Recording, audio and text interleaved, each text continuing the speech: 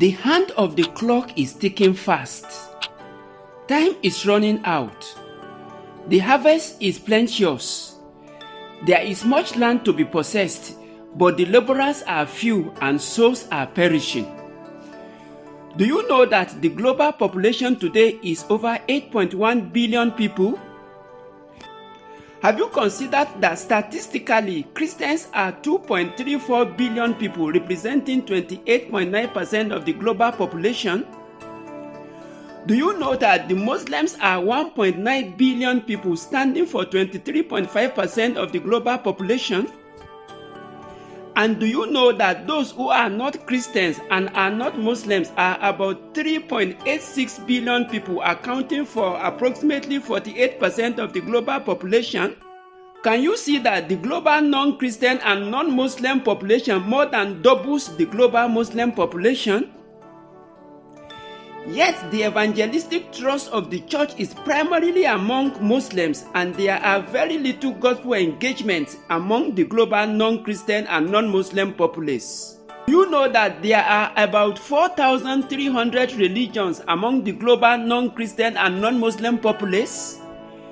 These religions include African traditional religions, Baha'i faith, Bahaism, Buddhism, Chaldaism, Chrislam, Chindoism, Hinduism, Jainism, Judaism, Mandaism, Maradona religion, Neo-paganism, Rastafarianism, Satanism, Scientology, Shintoism, Sikhism, Taoism, Voodooism, Yasanism, and Zoroastrianism, just to mention a few.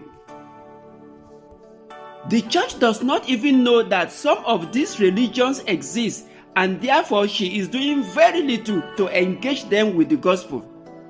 For example, as a member of the church, let me ask you these questions. How many of these religions do you know about? How many of them have you ever personally and fervently prayed for? How many of the religions have you ever encouraged other Christians to pray for? Therefore, if Christians do not even know that some of these religions exist, how can they then pray for their adherents? And if Christians do not pray for them to be saved, how then can this huge population of precious human beings be saved? The keys of hell and of death and the keys of the kingdom of heaven are in the Lord's hands.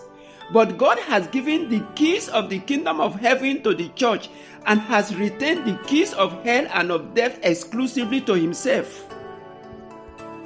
This means that it is the responsibility of the church to open the gates of the kingdom of heaven to the entire world through the preaching of the gospel. If the church folds her hand and does nothing, then billions of people will continue to descend to hell.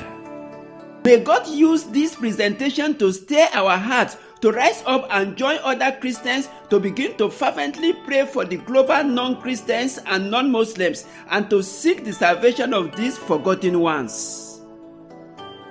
Amen.